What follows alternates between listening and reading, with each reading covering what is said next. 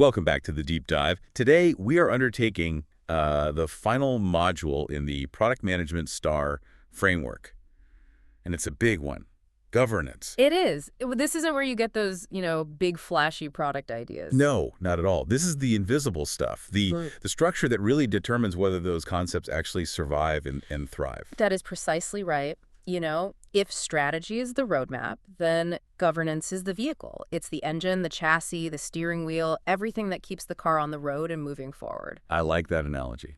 Well, it's true. For organizations that have, really struggled with inconsistent product outcomes, the answer is almost always in weak governance, not bad ideas. So our mission today is to give you a real shortcut to understanding how high-performing product management organizations actually work. We're going to decode the mechanisms PMs use to structure their entire world, and we're focusing on three essential pillars. First, how do they clarify their roles when they touch every single corner of the business? Second, how do they structure their year so that the important strategic work actually gets done? And finally, how do they connect that daily grind to a coherent long-term portfolio strategy? We're pulling all of this directly from the source materials to unpack these critical structures. And we'll start with what is, I think, the ultimate challenge of the role. Leading people you don't actually manage. I mean, that's the central tension that makes governance so necessary in the first place. That tension is exactly why this matters so much.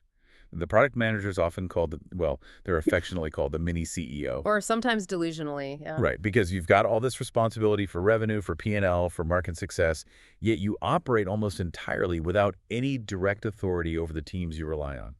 Sales, engineering, operations, finance, the list goes on. Exactly. So let's unpack this. How do you drive massive multi-million-dollar results when your primary tool is, persuasion and not power? It forces the PM role to become fundamentally dependent on these governance tools because influence, it needs structure to be repeatable and to scale. So let's jump right into part one. The product manager as mini CEO and the art of leading without authority. Yeah, that mini CEO title can be, it can be really deceptive. It sort of implies total control. But the reality is that the PM's power comes from being the central hub. The central hub of what, exactly? Of information and coordination. If you actually visualize the organization, the PM sits right at the nucleus of this huge internal web. They aren't issuing mandates, they're connecting dots that literally no one else is responsible for connecting. And the complexity there isn't just about the variety of tasks they do. It's the sheer volume of interactions they have to manage. It's massive. The source material meticulously maps out 10 critical functional interfaces the product manager has to actively manage, constantly gathering and synthesizing input from all of them. 10. Okay, that list is crucial then. Let's run through them because it really illustrates the sprawl of this role. Let's do it. And let's focus on the nature of the relationship, not just the job title. Okay, start at the top. We've got management, and then the relevant PGS-BUS, which is product groups or business units. These are your strategic alignments, right? Correct. Your interaction with management is about reporting up, it's about justifying resources, and it's about receiving that high-level strategy and the targets. The interaction with the broader product groups is about making sure your product strategy nests correctly within the bigger company portfolio. So it doesn't compete with other products. Exactly. It's all about top-down alignment. Okay, now let's move to the customer-facing teams. Marketing, sales, and after sales and service. So these three are completely reliant on the PM's market knowledge and the product strategy. Marketing needs that core value proposition to craft their messaging. Right, and sales needs pricing, positioning, forecasts. All of it, just to hit their targets. And then after sales and service, that's your critical feedback loop. That's the voice of the customer after the purchase, and that has to get fed back into the roadmap. The PM is the only person who sees that full 360-degree customer life cycle. But the PM isn't just focused on the customer. They also have these deep, almost daily interactions with the internal teams, the ones that build and control the financial health of the product. And I imagine that's where things can get a little contentious. Oh, they absolutely do. I mean, take the controller interface. This is not just about handing in some reports. The controller is the financial conscience of the organization. So they're the ones demanding data rigor. Data rigor, tracking revenue, costs, and most critically, profitability. If your business case is weak, The controller is going to be the very first person to challenge the whole premise of your project. Okay, and then on the execution side, you have what I'd call the holy trinity of delivery: developer, operations, and supply management. Right. So the developer teams, they require absolute clarity on the vision. They need clearly prioritized requirements and unwavering support from the PM to execute that roadmap. The PM's job is to shield them from noise while making sure they're building the right thing. And operations. Operations handles everything from manufacturing flow to logistics. They're demanding reliable product forecasts and clear definitions of product complexity from the PM. Because if the PM introduces too much variation, their costs just skyrocket. And finally, supply management. I mean, in today's global environment, this might be the most critical execution interface of all. Absolutely. Supply management is responsible for sourcing components, negotiating costs, and securing supply chains. Their number one requirement from the PM is long-term planning. Consistency. Consistency in component use and reliable volume forecasts. If the PM is erratic in their planning, supply management can't secure favorable contracts, and your product cost your COGS suffers immediately. That is just a staggering list. 10 distinct domains, each with its own metrics, its own reporting structure, and often competing incentives. Totally. A controller wants cost efficiency, sales wants flexible pricing to close deals, developers want technical elegance, and the PM is standing right in the middle of that Venn diagram trying to harmonize all of it. So that volume of tasks, the coordination effort, it means that if a PM isn't exceptional at synthesizing information and influencing people, they don't just drown. No, the whole product portfolio starts to show that internal fragmentation. It falls apart. So if the PM can't issue a directive to the VP of sales or the controller, they have to rely on these other critical skills, what the source calls the soft power requirement. But isn't relying on soft power just a nice way of saying the PM has no real power? Doesn't that make the role inherently unstable? It stabilizes through behavior, not through title. The sources define the core responsibilities here as essential behaviors. You have to build credibility. How do you do that? It often means delivering market analysis that is just factually unassailable. You have to cooperate and influence, which means mastering the art of the business case. You have to speak the language of the controller, which is finance, the language of the developer, which is risk and feasibility, and the language of sales, which is opportunity and volume. So when a PM needs the sales team to prioritize a specific vertical, they can't command it. They have to influence them by showing them the data, showing that the potential revenue from that vertical outweighs the effort. Exactly. And the flip side of that is the ability to challenge and support. You might have to challenge the controller's stringent cost target or challenge the developer's insistence on a specific technology. And that requires deep knowledge. Deep market and financial knowledge. And then you have to support operations in their drive for supply chain efficiency. It shows that you, the PM, recognize their constraints. This continuous cycle of credible influence is why defining these roles matters so much. Because if the roles aren't defined, the PM just ends up trying to solve everyone's problems. And that dilutes focus and completely undermines the credibility they're working so hard to build.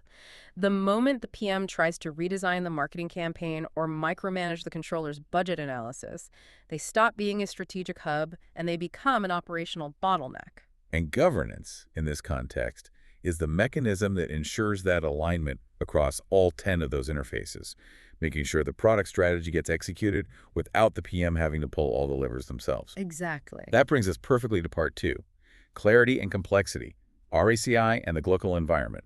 We need a tool to practically draw those lines we just talked about. Role clarity is paramount because influence, however strong, just collapses under ambiguity. And the standard tool for this, leveraged across tons of organizations, is the RACI analysis. It's the practical day-to-day exercise you use to define who does what for specific activities and decisions. Let's just make sure we nail down the definitions for everyone listening. Okay. R is for responsible. This is the team or the person who drives the activity and does the actual work. You could have multiple people be responsible. But A is for accountable. And this is the single crucial party, the one who decides, approves, and owns the final result. If the activity fails, they are the one who takes the heat. And there can only be one A. Correct. C is for consulted. These are your subject matter experts or stakeholders whose input is required before a decision is made. It's a two-way conversation. Their input influences the result. And finally, I is for informed. These stakeholders get updates, usually on milestones or completed tasks, just for situational awareness. It's a one-way communication stream. They don't influence the outcome. What's really fascinating is when you apply the simple framework to core product management activities, particularly the ones related to market knowledge, the sources provide some really detailed examples for that. Let's dig into the nuances there. Okay, take segmentation defining and choosing which market segments are the most attractive. You might think marketing would be accountable here. You might, but in high governance PM organizations, the product manager is typically accountable. A. And that's a key distinction, isn't it? It is. The PM owns the product's strategic market fit, period. Marketing might be consulted C to provide data on channel reach or messaging, and sales is probably informed. But the PM makes that final strategic call on where the product plays. It ensures the value proposition stays true to the overall business strategy. Okay, now consider an activity that requires heavier operational input, like market valuation. This involves estimating total market size, offered market, and most importantly, setting the sales target. Here you see a shift in responsibility, and it reflects that need for cooperation. Sales, or maybe a local business unit PM, is often responsible for gathering the data and driving the calculation of the sales target, since they're closest to the actual transaction. But the Gloater product manager is still accountable. The product manager remains accountable, A, for the overall market valuation calculation. They make sure the assumptions being used are consistent and strategically viable.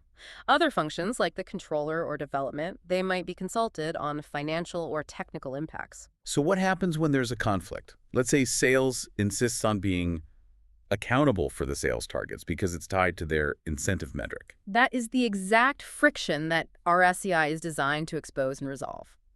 If sales is A for the target, they might set an achievable but overly conservative target that undermines the PM's growth strategy. So the governance model forces that negotiation out into the open. It does. If the PM is A for the strategic market valuation, they can challenge sales' assumptions using the data they gathered. It stops the argument from just lingering in department emails and forces a resolution. And for pure intelligence gathering, like trend analysis per segment or competitor analysis, I assume the PM is almost always the accountable A party. They own the narrative of the external market. They own the narrative, absolutely. But they still need to consult C very widely. They need input from local business unit PMs for ground-level insights. They need it from sales and development to understand technical limitations and competitive gaps. The beauty of the RSEI grid is that it visually documents who has to contribute, and it formalizes the PM's need to lead through that consultation. Okay, so if managing 10 internal interfaces using ICI wasn't complex enough, now we have to layer on the environmental context. And this is where, as you said, it gets really interesting. The PM has to operate within this global environment. This global reality is the core structural challenge for any multinational product organization.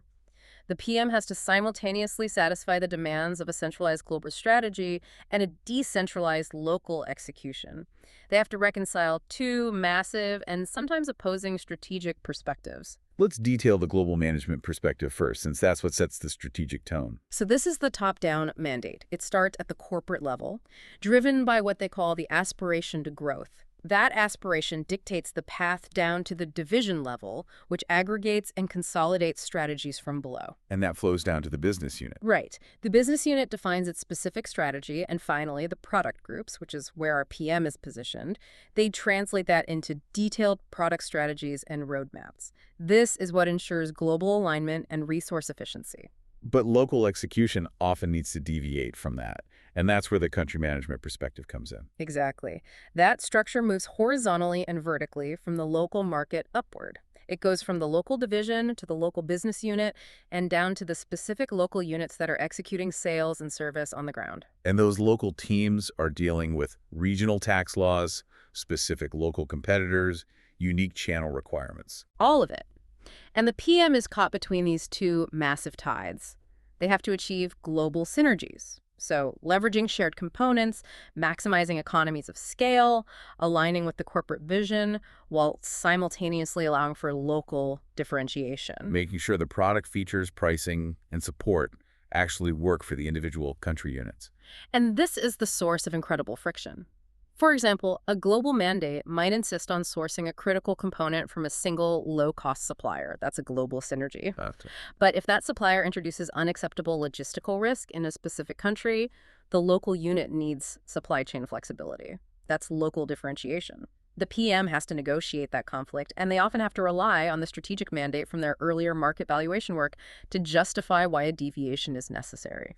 So that structural complexity is why leading without authority isn't just a nice-to-have skill, it's existential. It is. The PM must continually align those major stakeholders across that GLOCAL matrix, using the clarity provided by governance tools like RCI just to maintain focus and prevent the product strategy from becoming a fragmented mess of local demands. It's the ultimate balancing act. It is. And so once you've defined who does what with RCI and you've understood the challenging environment you're in, the next logical step in governance has to be structuring when the strategic work actually happens. Which brings us to part 3. Structuring time, the yearly cycle of activities. And I can tell you from experience, the biggest killer of good product strategy is just the constant state of reactivity. You get pulled into meetings, you solve minor crises, and then suddenly the quarter is over, and the strategy work you planned for April is still sitting on a to-do list somewhere. That is the universal pain point for every product manager. The sources really stress that the long-term, value-driving strategic activities, the ones that keep the company viable 5 years from now, they have to be scheduled, they have to be protected, and they have to be integrated into the business unit's rhythm. You can't just wait for free time to appear. You have to manufacture it. You have to manufacture it. And the solution is what's called the yearly cycle of activities. This is the governance tool designed specifically to manage that time structure. It bundles strategic activities together, and it explicitly connects them to the organization's non-negotiable annual milestones, which is primarily the budgeting process. So the beauty of this framework is that it ensures a planned year. It prevents managers from just throwing last-minute report requests at the PM. Because the data gathering is already slotted into the schedule, and critically, it increases the quality of the strategic input because the PM is working on the planning in a methodical, planned-out way, not in a rush. So let's anchor the year around the 3 key strategic milestones the sources mentioned, since they really dictate the flow of the entire cycle. Okay, so first you have strategy definition. This typically anchors the middle of the second quarter, so around April or May. This is the moment when the high-level roadmap gets synthesized from all that deep market intelligence work. Okay, then what's next? Second is the input to strategic budget plan. This falls around August or September. This is where those defined roadmaps become formalized business cases that are demanding specific resource allocations. And that all culminates in the budget coordination process itself, which wraps up the year in November and December, finalizing the resource commitments based on the strategic inputs that were provided a month earlier. If you look at the strategic activity schedule from the source, you immediately see the logic. The schedule very deliberately separates the continuous day-to-day tasks from these concentrated strategic deep dives. Let's detail those continuous tasks first, the ones that, on the chart, run with a blue bar across all 12 months. They show the ever-present burden on the PM. These are the fundamental operational responsibilities: requirement management, product lifecycle management, quality control, and manage existing portfolio. These activities represent the PM's continuous stewardship over the product's health and evolution.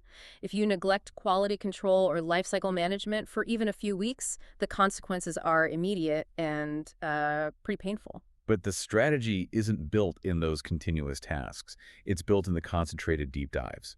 And if we look at the first half of the year, there is a heavy, intense focus on market analysis. And that concentration is completely deliberate. Q1 and Q2 are focused on know the market, market valuation, trend analysis, and competitor analysis. And why that timing? Because all of that deep, refreshed market knowledge has to be ready, validated, and synthesized before that strategy definition milestone in April-May. If you try to define your strategy without up-to-date competitor analysis, you're just gambling. This structured timing minimizes that risk.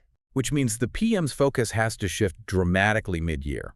Once the strategy is defined, that market intelligence work slows down, and the focus turns entirely to planning. Right. The planning focus dominates Q3. This includes a heavy concentration on plan new product portfolio, portfolio analysis, roadmap and release planning, and the creation of those detailed business case documents.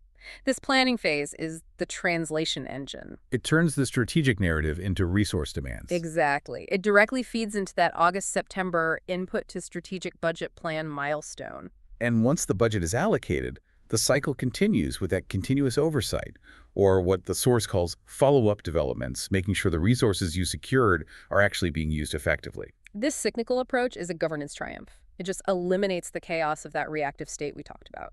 And the most important benefit is how local planning gets derived from it. The global strategic cycle, with its non-negotiable milestones, it dictates the tempo for all the local units. So local activities, reports, team planning, it all has to align with the global strategy definition and budget input dates. It forces everyone across that GloCal structure to work in sync. It sets the pace. It really does. And because the work is done methodically and it's planned, the quality of the data is just so much higher. When the controller asks for a profitability forecast in July, the PM doesn't panic. No, because the market valuation work from Q2 is already complete and validated. It transforms the PM from a firefighter reacting to management whims into a strategic conductor who is guiding the entire business unit's yearly rhythm. And that structure of time and role clarity should ultimately generate a high-quality strategic plan. So let's move to part 4, strategy, reporting, and the value of planning. All these activities are aimed at producing a single output, a sound strategic plan. And a sound strategic plan, according to the sources, requires comprehensive detail. You need a long-term vision, short-term plans, measurable targets, and a detailed action plan. At its core, the plan has to rigorously answer, where are we now, where do we want to go, and critically, what are the gaps we have to close to get there? And this leads us to what I think is one of the most intellectually provocative lines in the source material. Plans are worthless, but planning is everything. It's a paradox, isn't it? But it captures the essence of modern business agility. It implies that the final physical plan, the glossy PowerPoint deck, is almost irrelevant compared to the long, heavy, rigorous process required to define it. But if the plan is worthless, then why bother? Why spend 6 months on this yearly cycle? Because the value is not in the certainty of the document, it's in the shared understanding you create through the planning process itself. The value proposition is really profound.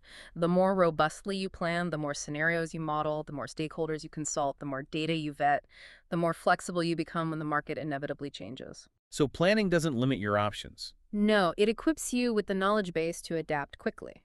Okay, so if a major competitor launches a disruptive new product in Q3, a PM who executed that full Q1, Q2 market analysis already knows the competitive landscape. They've already defined their target segments. They probably have a contingency business case ready to activate.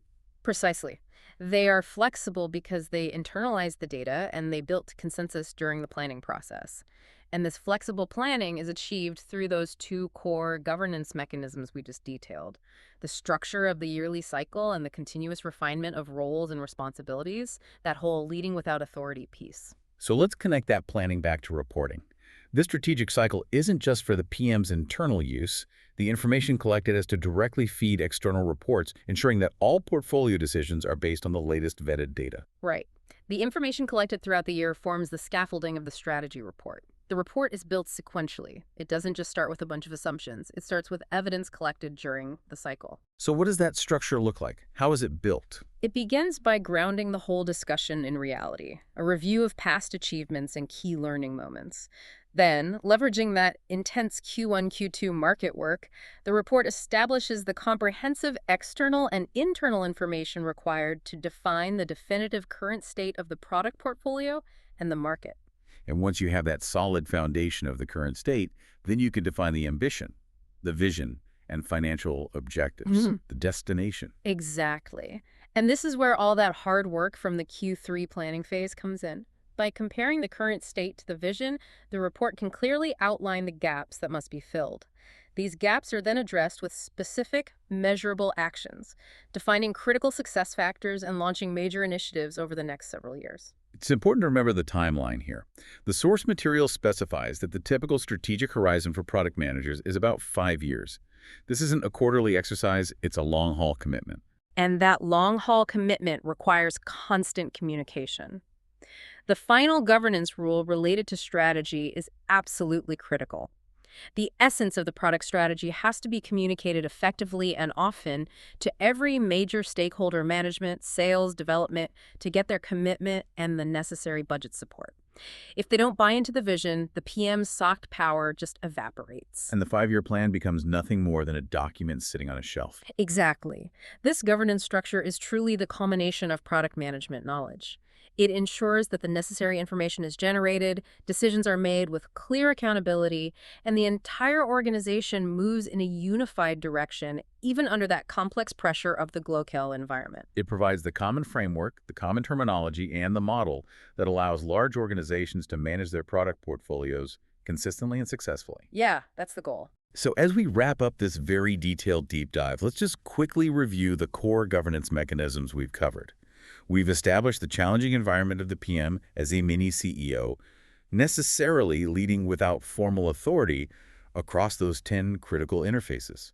And we detailed the practical application of RFEI analysis to enforce that role, clarity, and accountability, which is essential for reconciling global strategic mandates with local operational needs in that Glocal environment. And we learned that strategic success is only guaranteed when the PM aggressively schedules time for long-term work using the yearly cycle of activities. This ensures that the strategic deep dives are concentrated, prioritized, and feed directly into those non-negotiable budget milestones. And finally, we grappled with that profound idea that the process of planning is far more valuable than the plan itself. It's the mechanism that enables flexibility and organizational resilience. The sources, in presenting this final governance module, really suggest that this structure is the ultimate foundation of product knowledge. It's the mechanism that keeps the ship on course. And if we consider the full implication of all this governance structure, this structure that forces proactive behavior, we have to ask a final provocative question for you, the listener, to really mull over. Okay. If strategy is indeed worthless without the planning process, what part of the daily execution is the most vulnerable when a PM consistently neglects their commitment to this long-term, structured, yearly planning cycle? That's a heavy question. If a PM skips the rigorous planning phase, what part of the business starts to decay first? What would you say stands out as the biggest risk of ignoring this entire governance framework? That is something worth taking a deep dive into on your own time. Thank you for joining us on this deep dive into product management governance. Until next time.